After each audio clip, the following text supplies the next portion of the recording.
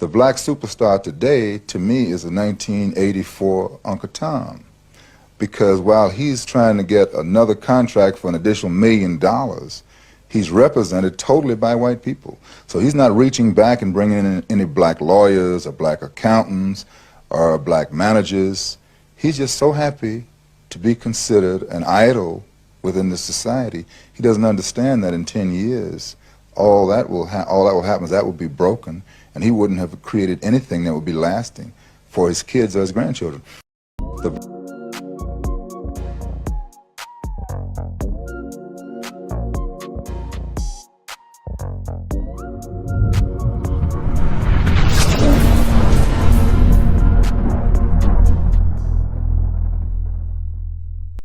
Good people, what's up? What's good, y'all? I am blessed to be your host, Caleb Smith. We are back with another edition of Chillin With Caleb. Like what I always say, y'all, it is an honor and a blessing to always sit down with you guys, chop it up, give game, receive game from y'all as well, and build community. With all that being said, man, 2025 has been one hell of a year. I just want to say thank you guys for always tuning in to the content, showing love. As this platform grows, we grow together. Our toy drive, our first annual one here in Atlanta, in Grant Park this year, it was a massive success. So thank you to every person that tunes into the platform, who donated to the children here in the city of Atlanta. Families got to receive what they needed. And man, seeing that, y'all, it showed me the power of us. That yes, of course, voting, things like that, it is important. And we also have to apply our own work. So even in between primaries, elections, between presidential elections, city councilmen and things like that, we also have to utilize our own platforms, our own purposes in ourselves, our own capabilities and skill sets, gifts, right? So we can create tangible change for our people. So before we even get into today's show, I just want to say thank you. And I hope that everybody had a great Christmas, a great Kwanzaa. I hope that everybody is having a great Hanukkah as well, to all my Hebrew brothers and sisters, and also a great New Year. So 2026, man, I'm wishing nothing but prosperity to you, peace, good health, new levels, upward mobility, trajectory, all these things for you as a person, and being unstoppable. And speaking of being unstoppable, and it's not even intended to have that line up, right? Not even trying to be corny. The unstoppable Mann Act, right? Dave Chappelle.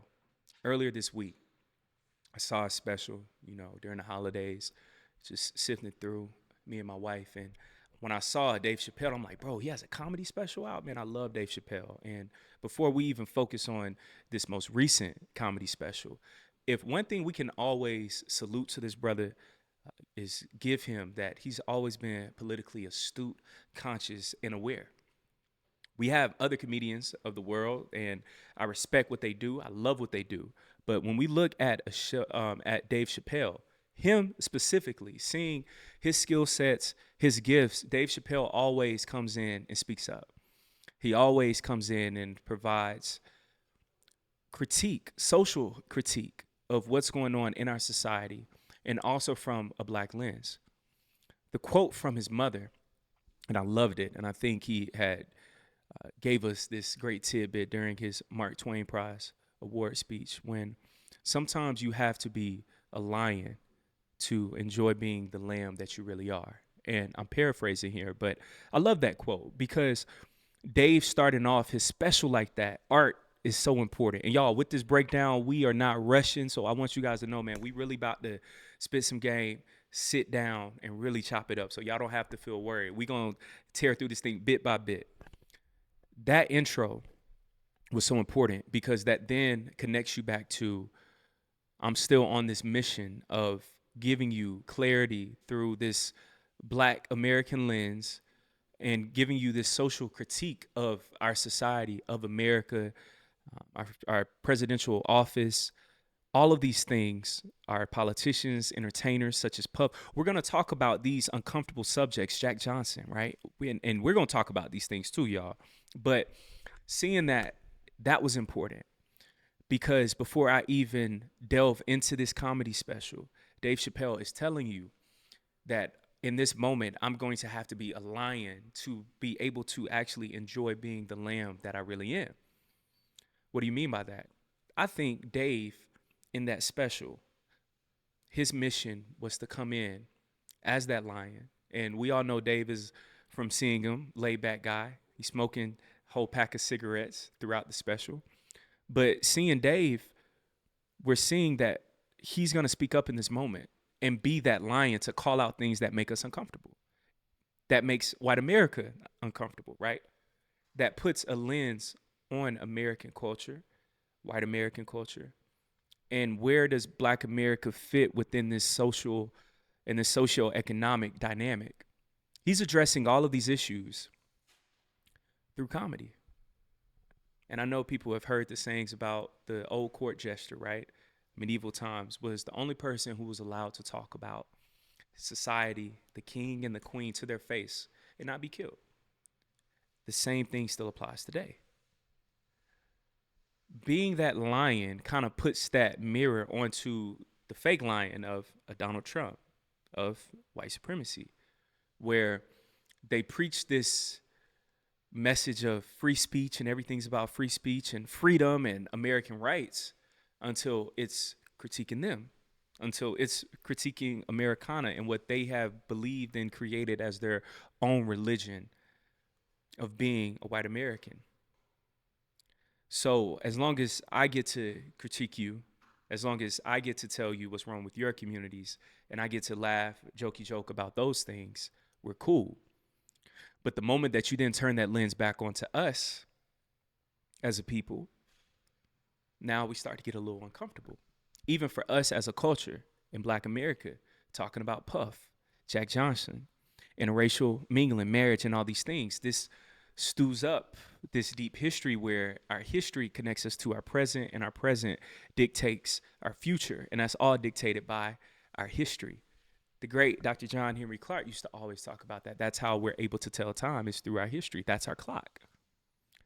So him starting off with being that lion, sometimes you have to be that lion to enjoy and be that lamb that you really are. That's for us also as a people. I think that that's very symbolic too for Black America. Black America is always known as overly nice sometimes, right? We're deemed as a people that can be taken advantage of. Even when we look at earlier times, when we look at ancient America, we can analyze West Africa, right? During these times to where we've seen in the documentations, in the papers, in the files of Christopher Columbus, these explorers who were coming to pillage and R-word, all these things of how much gold there was, how much knowledge there was, the sharing. So we've always been a lamb-like people, but we've also are known to be rebels, fighters, revolutionaries, resistors, and irritants towards oppression. That's that balance that we have as a people. So I think that quote was multi-layered. It could go various ways. It was double entendres, triple entendres, where it can apply to so many things, and that's the beauty of art. Art can be so abstract sometimes. Art can be so philosophical to where do I find myself in this? Where art connects to religion, spirituality, of how can I find myself in this message? What can I learn and gain from what I'm observing? And that's how we need to apply this same thought process analysis towards this Dave Chappelle special. Where can I find myself within this message? View this as a sermon to where I'm going to sit down, I'm going to listen, observe, and take in this information and apply this information to better myself, my community, and my people through what I'm seeing and through what he's saying. So that's just the intro, guys. I told you, man, we're going to slow walk this thing. So that's just the intro of our people sometimes having to be that lion just to enjoy being the lambs that we really are. And we're in this season of we have to be that lion figure for ourselves to where we have to understand where we lay in this chessboard and on this chessboard of life and American society and culture. And that we can't run away from this racial conversation. And that's what I loved about the special. Everything is connected. All these things that we see where powerful figures fall and Black male figures fall, all these things are connected. And if we aren't analyzing and connecting these dots, we're doing ourselves, our children and our grandchildren, our descendants rather, a major disservice. because we aren't being real with ourselves of studying these patterns and understanding how these patterns can now affect our future. And if we don't pivot in the right way, you will keep getting manipulated and thinking that it's just happenstance, not understanding their strategy behind this. And what they're banking on is you not understanding the play, understanding the strategy. And by you not even knowing that there's a game that's happening right now, you're not even understanding where you fit. You're not understanding what your role is and how to best apply yourself in this moment of time. Dave Chappelle, 2025, ended this year with us having to sit with ourselves, think, and discuss who are we and what are we doing as a people. And we can't keep making these same mistakes, right? With the timing, we see things about us around more. Shannon Sharp, Diddy, like how we talk about these subject matters, but in this, he really breaks it down. In this, he's really breaking down about a Jack Johnson, of how he jeopardized his entire future and life over his own pleasures and desires. So, we talked about the intro. Now, let's get into the special itself. Special, guys, I was crying laughing at the very start of it. And that's what I love about Dave Chappelle. He knows how to engage you instantly, so now he has your attention. And that's what made this special so powerful. The Unstoppable N-Word Act. The title within itself is thought-provoking, and it raises a high level of discomfort and uncomfortability for other groups. And I like that because Black America has always been that dirty little secret of America's prowess, right? Of how America's brand is always built on freedom of speech, right? Winners. We like winners. We like freedom of speech. We like all of these things unless it's getting a little black. Then the moment it starts to get a little black, then are we as American? That's what we say that we are. And speaking of such matters, Jack Johnson is one of the most fascinating American figures of all time, I believe, in American history. Because you see the first Black world champion, boxing champion of the world, heavyweight champion, all of these things, and he's not celebrated by America. What's so ironic is Jack Johnson's fight, which Dave Chappelle touched on in the comedy special. Jack Johnson's fight happened on the 4th of July against James J. Jeffries, Reno, Nevada, right? You have a boxing match that's happening here, and then another one against Tommy Burns that Dave Chappelle talked about, December 26, 1908, Sydney, Australia. Now, let's focus first on his fight against James J. Jeffries. We're about to break this whole thing down. Dave Chappelle at the very beginning is talking about, living in Ohio, and he's talking about gentrifying that area, economic power, instability, Black gentrification. So we're going to come back to that. We slow walking.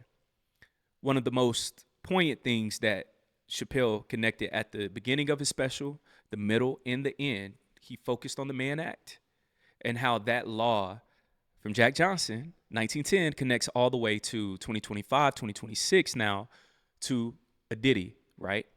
And how the Black American man, once you start to elevate economically, it causes white supremacy to become uncomfortable because we live in this society that's built on capitalism, as we all know.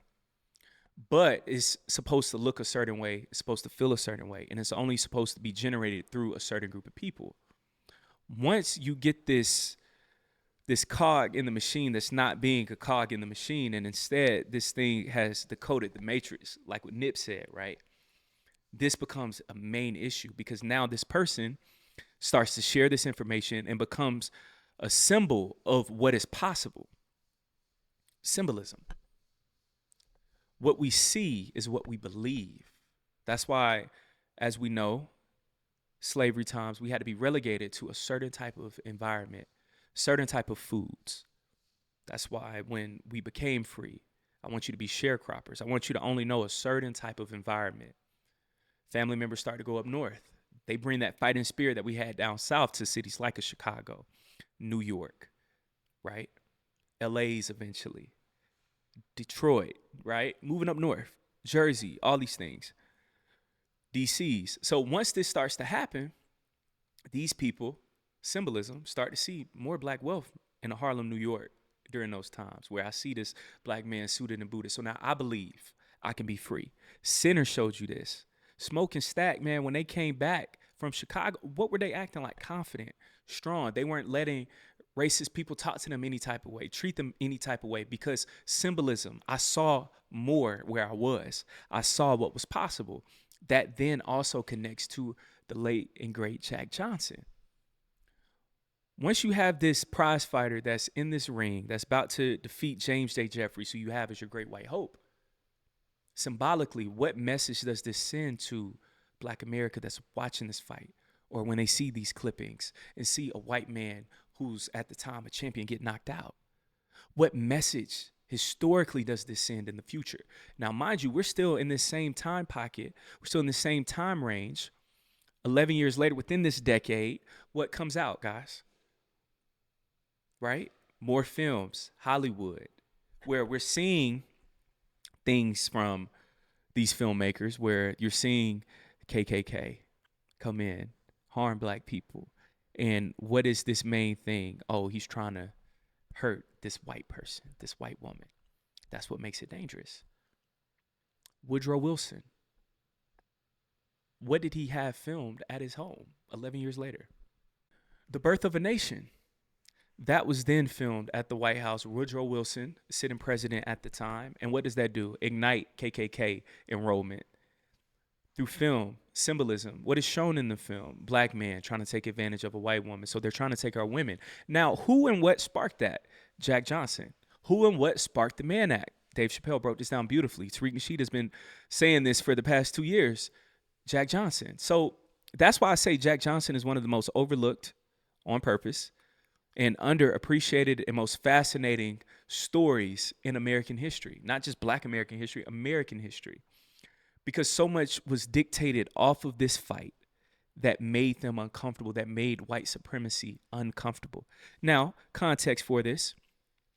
Dave Chappelle told you guys in his special that Jack Johnson knocks out his opponent and they cut the film so you're not able to see it. And he just lets that sit for a little bit. Chappelle, masterfully. What does that say? And what's the timing that all of this happens the same time that Jake Paul just gets knocked out, jaw broken by Anthony Joshua, the great white hope? All of this is happening 100 plus years later simultaneously. And Chappelle is also giving out a knockout blow in this comedy special with history. So, boom, we understand this. They don't want that clipping to be shown of the white fighter being knocked out. Why? Because of the symbolism like what we spoke of. For context, James J. Jeffries, a former undefeated heavyweight champion, came out of retirement to challenge Jack Johnson after intense public pressure. Like what I said, guys, can't make this up, for a great white hope, quote unquote. You guys can look this up, to reclaim the title for the white race.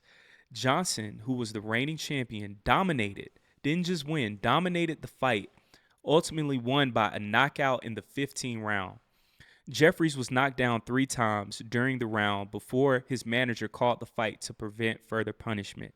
Johnson's victory sparked nationwide race riots across the United States, as many, and let's call them race massacres because these were not riots, this was one-sided, race massacres across the United States, as many white Americans were enraged and humiliated by the outcome, while Black Americans celebrated as a significant victory against racial inequality. I want us to sit with those words, right?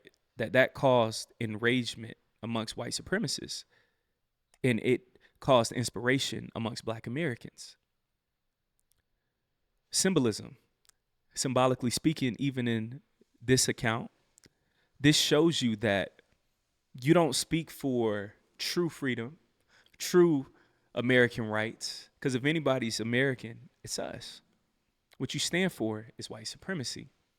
And what Chappelle was doing masterfully was showing that that's what you stand for. It's not in this season of MAGA where everybody is pro-America, right? That's pro-MAGA. They feel like that's being synonymous with being American and being a patriot and all these other things. And in this fight, He also broke down in Tommy Burns' fight that was so funny was Tommy Burns, he was a Canadian. He was a Canadian. Jack Johnson was an American.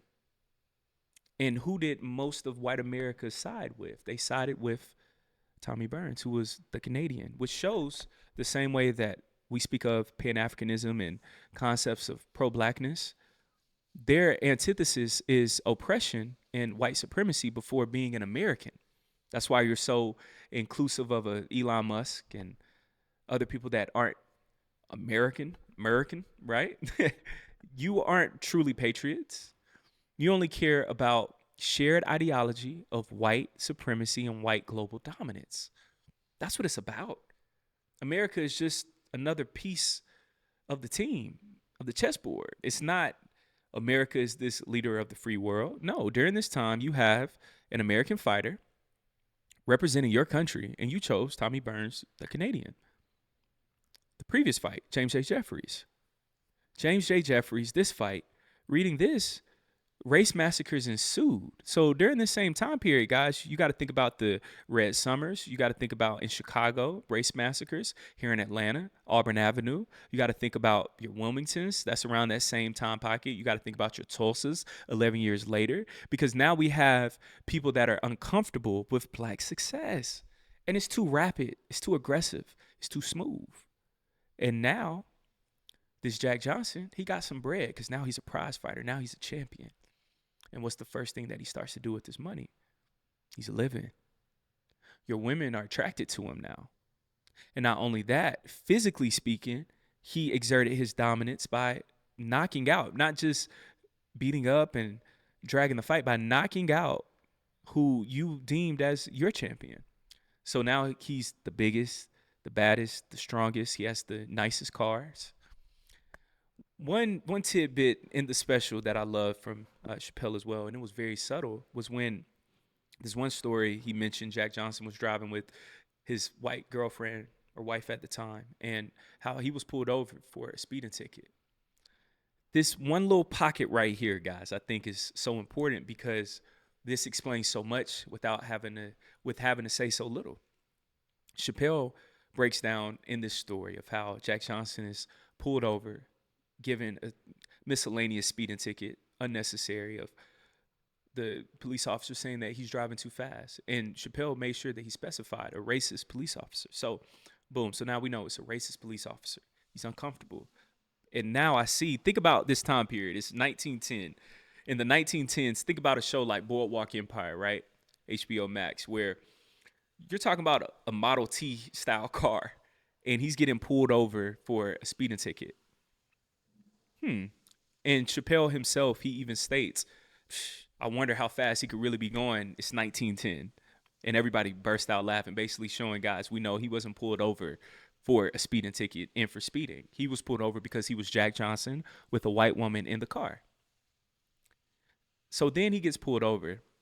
Chapelle then, he breaks down how one of the first things that this police officer wants is money. Let's sit with that for a second.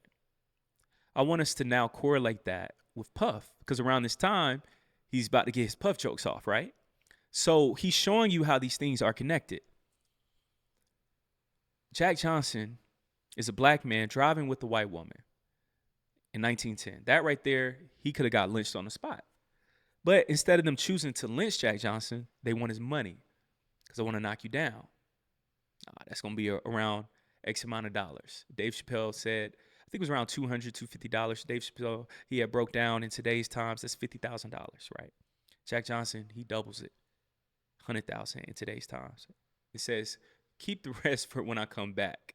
Basically saying, you're going to try to pull me over again, I already paid for it. Threw the money out. That right there takes away all their power. Because instantly, what's the first thing that they want from us once we start elevating? Give me your money. We go through this all the time.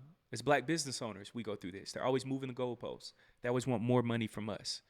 But other counterparts, complexion for the protection, in the words of the great Paul Mooney, they don't have to go through as much.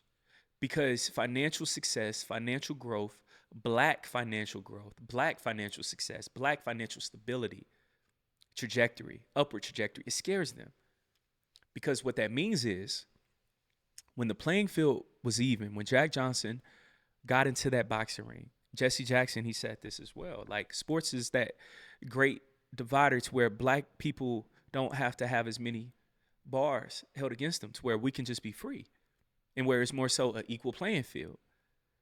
So Jack Johnson showed through sport, y'all not better than us. And then in real life, through the sport, he now has money. So now his money gives him more access. And part of that access is access to their women. Black success makes them so uncomfortable because that lays out that they aren't as good as what they've been told. Then you start to look inward at this system that you've believed in wholeheartedly, and then you begin to realize it's all a lie. But then you know once you accept that it's a lie, it becomes a bigger issue because now you know that you're a part of something that's untrue, it's not valid, and everything that you are is a lie as well. And I think that that's what causes this psychosis to be obsessed with black success. Jack Johnson, we saw that clearly in this instance. You have our woman with you. You have more money than me. Give me your money. Let me extort you. Let me take resources away from you. Shannon Sharp, what happened in that instance? I want your money. I don't even want to take you to prison. I don't want to pursue this legally. I want $25 million. Because now I've taken resources out of your community. Why race massacres during this time? Why? Because of the black success. So not only do I see Jack Johnson knock out James J. Jeffries, I then, as this racist person, I then see outside that these black people are driving cars in 1910 when most people are still using horseback and buggy. I see that these black people who were formerly enslaved, or grandparents were formerly enslaved, or parents were formerly enslaved, they're out here doing better than me, and I'm supposed to have a leg up. These people are still succeeding while their cousins and families down south, even up north, certain instances as well, are being murdered, unalived, strange fruit, right? So we won't get too graphic. They have all of this going on: segregation, racism, redlining, displacement. They have all of this going on, and they're still doing better than me. I'm still struggling. So what do I have to do? Become violent. I then have to raid your cities. I then have to take your resources. And that's the part that we keep skipping over that people don't highlight enough, and Chapelle did it beautifully. It's about the economics. That's why Chapelle at the start of the show was telling you, hey, y'all, in Ohio, I'm just buying up everything. I run that town. That's my town. And he said they don't know what to say, all the white people, because it makes them uncomfortable. They know that I'm gentrifying the area. I'm causing the property value to go up, all of these things. And Chapelle, he's saying how the people run up to him, asking him for money. But he said, but there's no name for this. And I said, ooh, that's genius. What's the name for black gentrification? Reverse gentrification. And should we start thinking like this? Of, hey, we could start creating, like how we did before, our own towns, our own thriving communities. And it's not in a sense of how we have these white supremacist militias in Arkansas and Oregon. I'm not saying that where we do our own version. No, where we create our own safe spaces. We're in a time right now that race is a conversation that we can't skip over. We're in a time now that politics is a conversation that we can't skip over. Political ideologies, because it's so dangerous of left or right. It's so dangerous of racist or not, because this is leading to people losing their lives, their jobs, their homes, stability, all of these things, their minds. So we can't play anymore. So what safe spaces are we creating for each other? How can we learn from our ancestors who showed us the Black Wall Streets, who showed us the Oscarvilles, Auburn Avenues, Wilmingtons, Seneca Villages, right? They showed us how to build these infrastructures. We have more resources now. So what are we doing with that? Dave Chappelle, seeing how, he's breaking down in his own micro level, how he's buying up cheap property in Ohio and how he's been out there for 20 years. And how the white people have to come up to him in the neighborhood asking for money or for bill payments and fixing this, fixing that, building properties. And in that moment, he's showing a major dichotomy of as this black man, they're viewing me, they're treating me as if I'm the white man of this community, asking me for this, that, and the third, where I get to say yes or no. I control the politicians, the firemen, how he showed how he changed the whole old firehouse to now his club. And I looked it up and it's lit over there where Common performed, where Erica Badu, where he's bringing in his culture, where he's displacing other people, right? And he's bringing in his stuff. He's bringing in his people. Now he's turned his small town in Ohio to an attraction where there's a Mick Jagger now, all of that. So he's doing his own gentrification in his own way through his own economic prowess. And that's something that I viewed as powernomics, to where he's creating his own stability. He's creating his own ecosystem. And that's what we have to do, is build for self. So I found that very impressive. But what is it that makes them so uncomfortable is that question. What is it about black success that makes them tremble? What is it that a boxing match that is the equivalent to Anthony Joshua knocking out Jake Paul, and we see race massacres in every major city because Jake Paul got his jaw broken? That shows true fragility, to where what you believe in, you know is not true, because the moment that it faces the slightest bit of adversity, I can't believe in it anymore. Or if it shook my belief system, I now have to break yours. I now have to cause physical harm to you. And not only that, I now have to blame you. I have to blame somebody. So I'm going to blame you. That's why we see the mass S's, you know what I mean, happen and things like that, because you're blaming other people for your lie being broken down.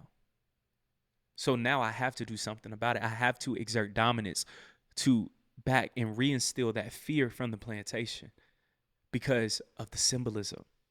That symbolism of you knowing that I'm not as great as what I say I am, that I'm actually worse than you. That is too much for me. So now I have to destroy. Very interesting. So Chapelle focuses on Jack Johnson and how his athletic greatness, economic prowess made them so uncomfortable, to the point that the Mann Act then gets created. Now, on social media, everybody's been talking about the Mann Act over the past 2 to 3 years, because we've seen it, and really the past 8 years, because we've seen it apply to R. Kelly. We've seen it apply to Puff, right?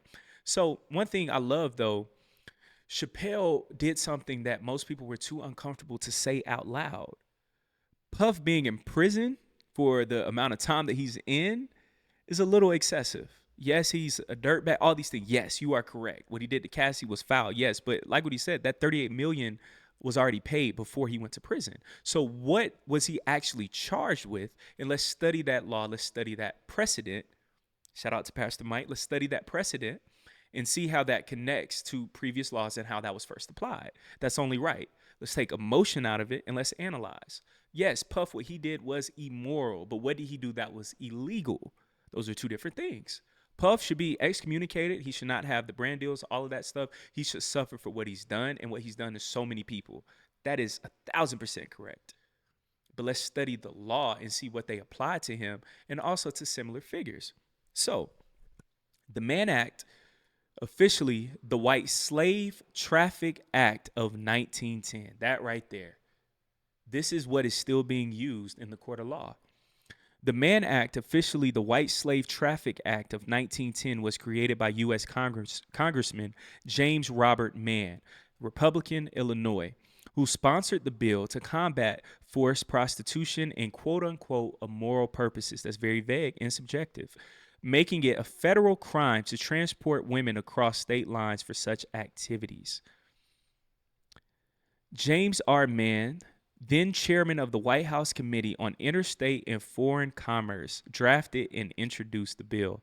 Back to economics, y'all. Foreign commerce. Purpose: it targeted the perceived problem of quote-unquote white slavery, aiming to stop the interstate transport of women for prostitution. Though its broad language led to varied interpretations and applications. Enactment: the bill was signed into law by President William Howard Taft on June 25th, 1910. So let's focus on this one part right here, the purpose of the law. It targeted the perceived problem of white slavery, aiming to stop the interstate transport of women for prostitution. So white women for prostitution, and these white women with these black men, they have to be slaves. There's no way she's just willfully with this black man. Though its broad language led to varied interpretations and applications. So we see that today. This Mann Act, James Robert Mann literally had to create a law to stop Jack Johnson from embarrassing them, driving across the country with white women in his car, which led them to create the Mann Act, which then you can bend those rules and say, hey, to a puff, if you were paying for prostitution, any of that, they had to, and you pay for a flight, Mann Act, boom. And is Cassie a black woman? No. So instantly with a black man, if you have money, if you're powerful, Mann Act, boom. But one thing I love though, like what we always talk about on this platform, accountability and responsibility. Jack Johnson still put himself in those predicaments, in those situations. Chapelle even broke down how Jack Johnson had the opportunity to fight black fighters to up their game, up their visibility, notoriety, their money, all of that. And he chose not to fight them. He chose to only fight the white fighters. Cool. Bad look, but cool. So he only wants to fight the white fighters. Fine. And he only wants to be with the white women. Chapelle even breaks down how there was an issue there that Jack Johnson spent his life on the run from the Mann Act because he still chose to sleep with white women. And he chose that over his craft. So even when we get this power, we got to think about a puff. That power can then consume you to where the main thing isn't the main thing anymore. And now I'm focused on the power and the control aspect that I have and the access that I have now through my talents. So now I'm not honing in on my craft anymore. I'm honing in on all the distractions on what I can get from my talents, from my gifts. And white supremacy, the white infrastructure, that's what they bank on. Once you become a black successful man, a black successful woman, they know and they have all the tools to destroy yourself at you and their disposal. Even the film Him broke that down as well. So this same strategy, the same thought process applied to a Jack Johnson. This applied to a Puff, where Chapelle can show that connection 100 years later, 100 plus years later now. Powerful black men can fall due to their own sexual vices. And that white supremacy is waiting to take your money. White supremacy is waiting for you to fall off track. And those resources comes right back to them. Jack Johnson, that instance, I see you with that white woman, slide me some bread, extortion. Puff, slide me 38 million, attorney fees, all these things. So everybody's eating off of you, off of your own mistakes, off of your own vices, because we were banking on you falling short. So from that Jack Johnson tidbit, who do we have around us? And do we truly understand what we have at risk? Because if we don't, we can end up like Jack Johnson, where you're dying alone and broke, on the run, lonely. We can end up like a Sean Puffy Combs, in prison, alone, losing money, paying lawsuits, public image torn down, where you're deemed as that scary black male figure, this sexual deviant person, and you're this untamed beast. When are we going to learn? Sharon Moore saw him fall short. Saw the type of woman. Shannon Sharp, same exact. When are we going to learn? And that's what Chapelle was showing to us, that mirror in our face. That's why when he really started breaking down about the Mann Act, all of that, what did he say, y'all? Let's cut the lights. Let's make it feel like I'm back in the Comedy Store. In an intimate environment, intimate setting. Because that first 30, 40 minutes, we had our guards down. We were laughing. He got you engaged.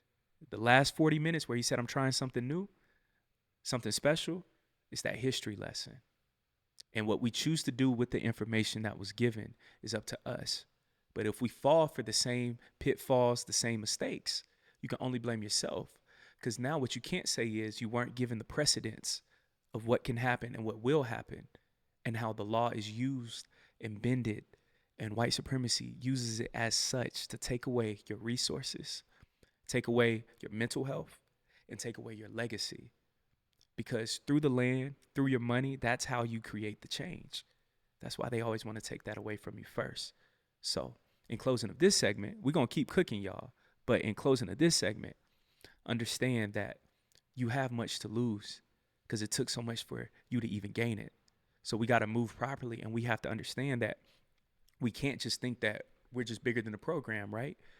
To where I get to move a certain way. I'm not saying don't be free, don't spread your wings, but to where I'm thinking, oh, okay, I can do this, that, I can get away with this, I can get away with that. You got to move a certain way. You got to move smart because you got too much to lose and you're too important to your people and to your community. Freedom of speech was something that was constantly touched on throughout this special, and I loved it. Chapelle consistently exposed America's hypocrisy when it comes to freedom of speech. Like we kind of talked about earlier, you can only talk about it until you start critiquing it. Once you start to critique, especially white America, white supremacy, now it's an issue. Now it's a problem. Now, Chapelle, you're taking it too far, but that's how they feel. And I loved how he broke down. I was with the Saudis, man, and I had a blast. In Dubai, man, I'm over here able to talk about anything. But in America, I'm limited. I can't talk about this certain community. That callback that he did, that was genius, if you know what I'm talking about. And when I go over there to where I'm told they're Muslim, Islamic rule, they're strict, all of these things, we're having a blast. I'm playing with a falcon on stage. I'm using all the P jokes, right? I'm doing all of these things, but in this land of the free, home of the brave, it's not so much the same. I can't talk about this person. I can't talk about that. And I loved how Chapelle even highlighted, and it was very subtle, about Charlie Kirk, where he was like, I'm not going to lie, y'all, I was a little shook once Charlie got hit because that made me think. And I was like, wow, okay. He's being honest. He's being transparent, where he broke down, hey, y'all, I was on stage and somebody tried to take my life. And Puff, he might have squirted some baby oil on the stage. That's probably why they got slipped, but Puff saved my life. Great joke. But he even showed of how, as celebrities and as people, too, even about Puff, to where things sometimes aren't black and white. To where, yeah, Puff, he could be a dirtbag, but man, he saved my life. He was an acquaintance. I knew him. I used to go over his crib. So what I can't do is just act like it's just F Puff. Yeah, like I could say I don't fool with him no more, but I can't lie to y'all and say I always knew because I was around. And I truly respected that accountability from Dave. That was dope to see. Like, yes, y'all, I'm not going to be one of those weird celebrities to where I'm not admitting that I wasn't around Puff when all of us were. I appreciated that authenticity, transparency in that moment. Going back to Charlie Kirk, right?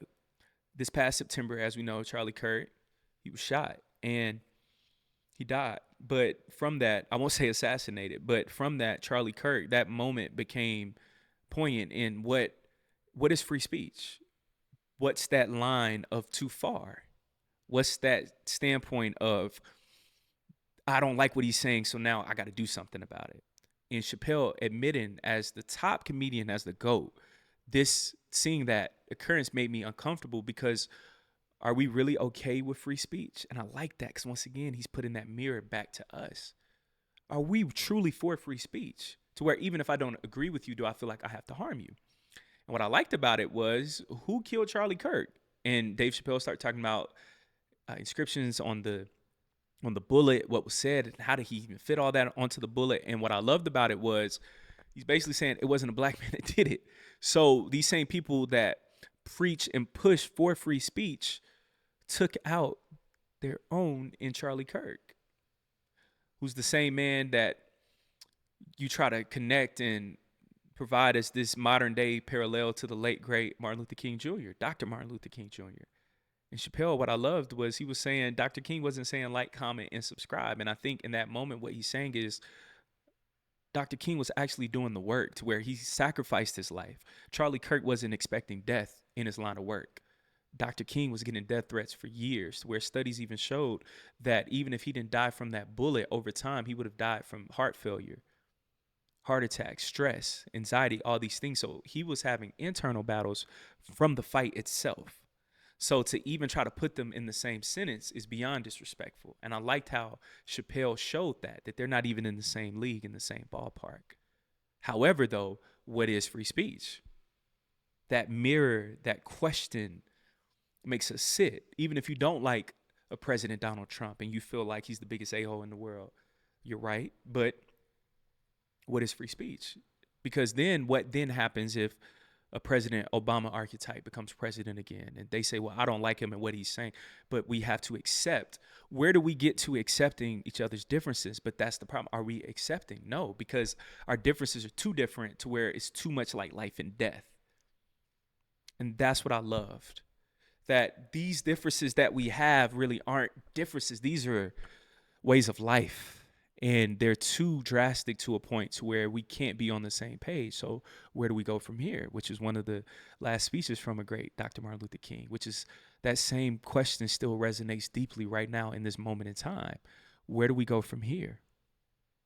Who are we as a people, as a society? What is an American? Who are the Americans, right?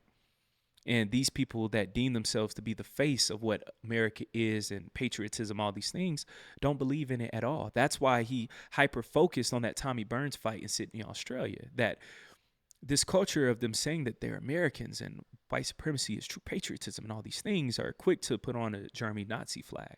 These people are quick to support the white fighter at the time, which then proves that this Americanism, this American ideology only goes so far, that is truly rooted in white supremacy. That's why they were so quick to side with Tommy Burns. That's why the Jeffries fight, after that happened, race massacres occurred all throughout the cities and all throughout the country. But why? Because white supremacy is the leader, not who's the American. Because Jack Johnson's not American, guys. He's black. That's what they view it as. So Chapelle is then pushing further. So basically what you're saying is that we're not Americans. And if you try to say that, then how? Dave Chappelle's mother. What people have to understand, Dave Chappelle's political astuteness comes from his mother, who always had him reading into books, always had him studying black history. And Chappelle has always fought against the system. In this special, he's focusing on people who are system and chain breakers, even if they have personal flaws, right? Puff. We can critique Puff as a person, rightfully so, all of the things, but he was a chain breaker in the music industry, right? What he did symbolically is show black people, young black folks, of what is possible in the entertainment industry. That you can be an executive level. You can be a boss with long-term sustained success. That you can be in media, film, TV, fashion, lifestyle, such as Ciroc, right? And spirits.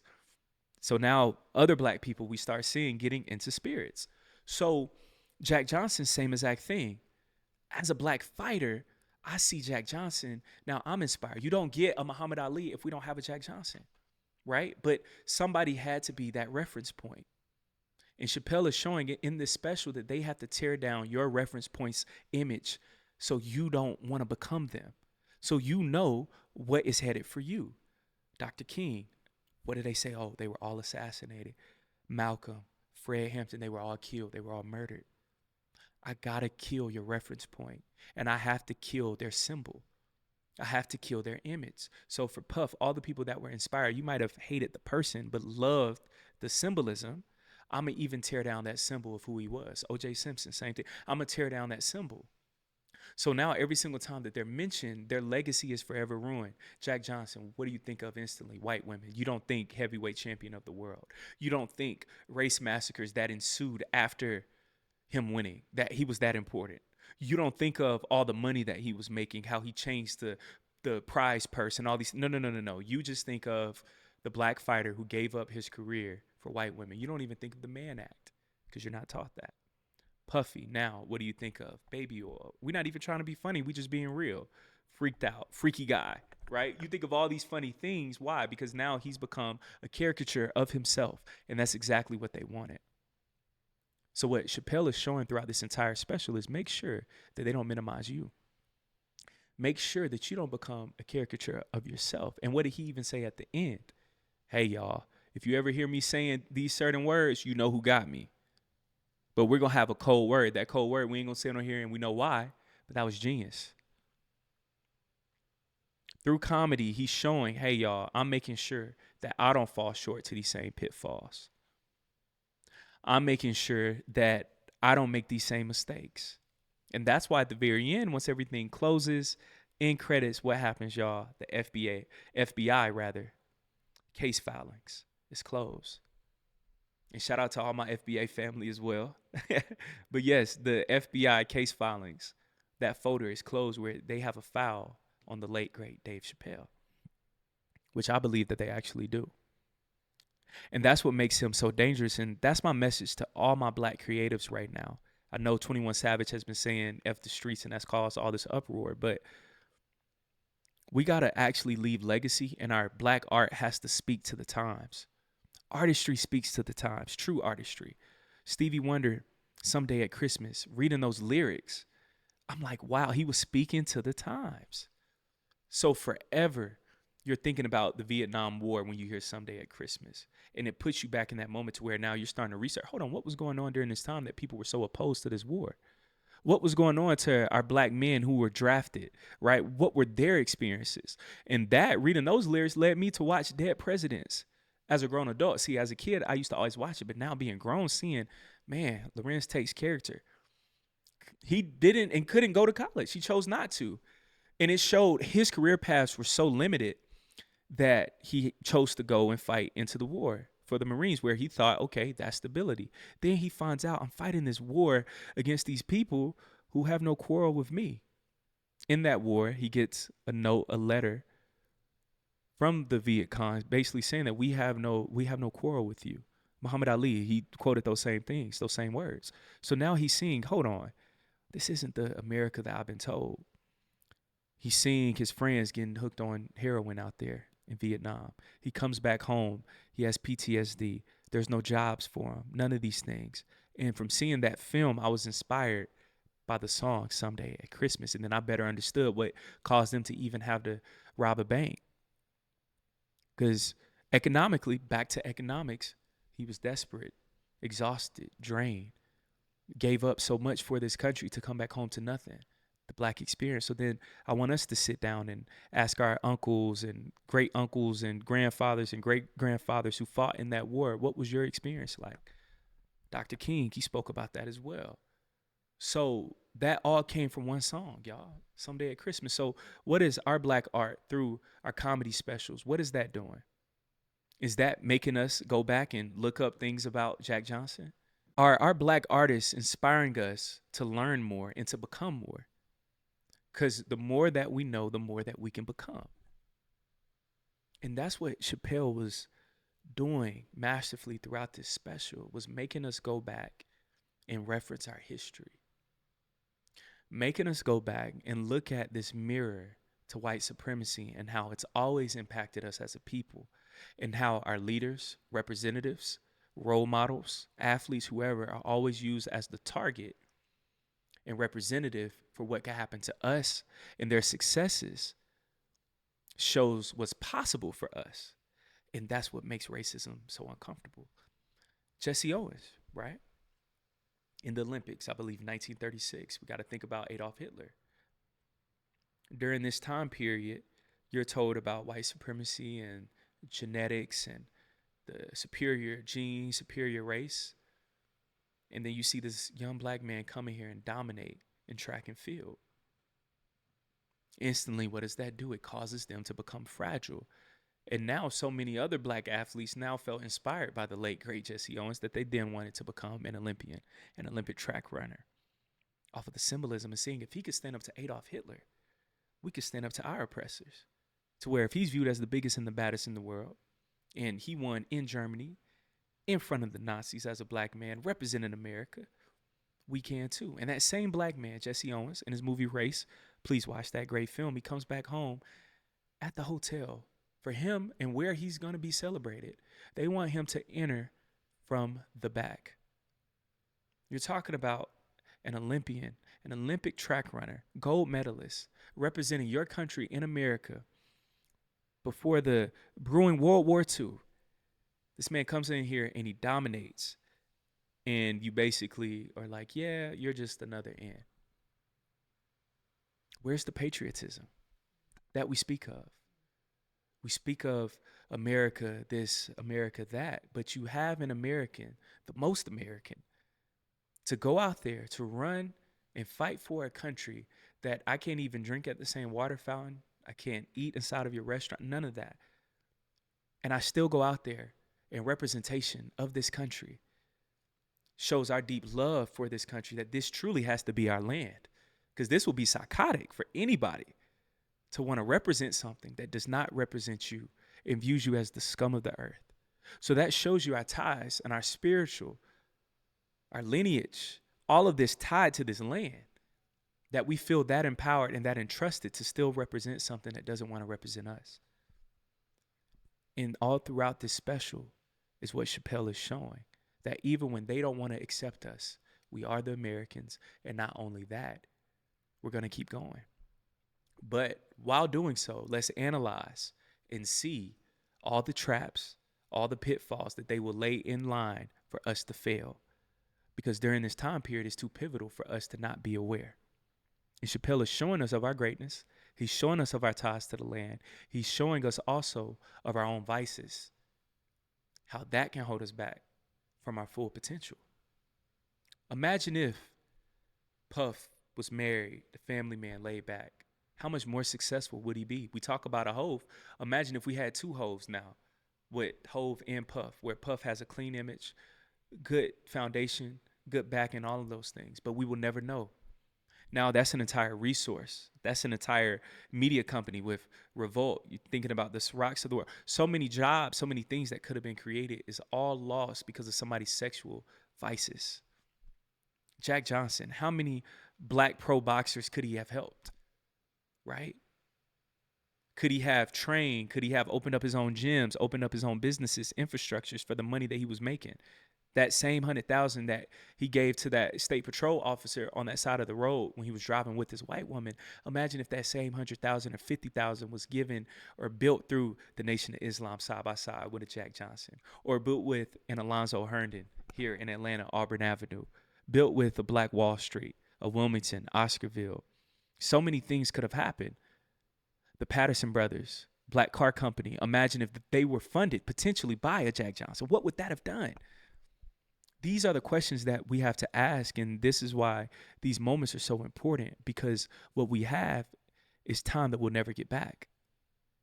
And what we do with our time dictates what our descendants do with theirs, whether good or bad. So even if we choose just to be average, even if we choose just to settle, even if we choose to not be a disruptor, that still affects your future. That still affects your future descendants and our future descendants. Because by you choosing to do nothing is you still making a choice. So we still got to work regardless. So we might as well push our work towards bettering our descendants and our people. Chapelle, man, 10 out of 10. Beautiful comedy special. Arguably the best comedy special that I've ever seen because it spoke to the times. And I think that this will be studied for years to come. And I challenge all of our Black comedians, male and females, to start following that same blueprint of let's talk to the times. And I'll be honest, man, because I don't want to be too hard on our Black acts. If you look at old Def Comedy Jams, everybody was talking about Rodney King because that had just happened. So they were speaking to the times. But I want that same 90s energy for right now, even for my young comedians, our Desi Banks of the world, our Drewskis, right? And so on. I challenge all of them to let's start speaking about what's going on. Josh Johnson, I believe is his name. I love him on YouTube.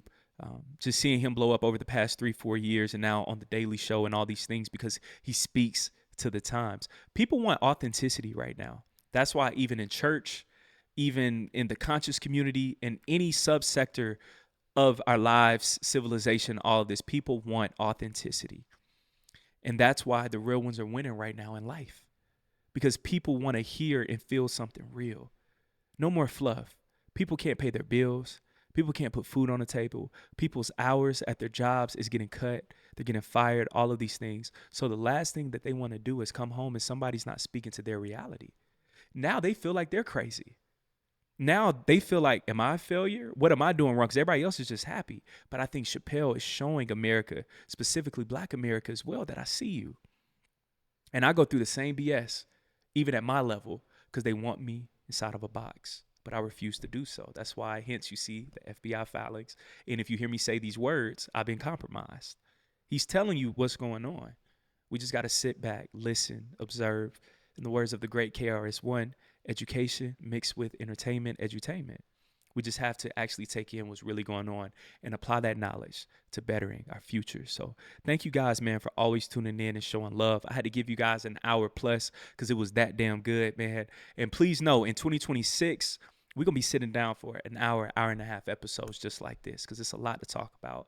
It's a lot to discuss. And this is how we're going to go about doing so. But I just want to say thank you guys for giving us such a great year. Understand 2026, we got some heavy hitters coming out the gate. So stay tuned. Our YouTube membership, I will be uploading ad-free content on there. So if you guys don't like ads, things like that, you'll be able to watch every full interview. Aboriginal Power, about to upload that ad-free on our membership. So tap in. I love you guys. Know that the best is yet to come. That's another fire and great Chilling with Caleb sit-down session that we had with each other.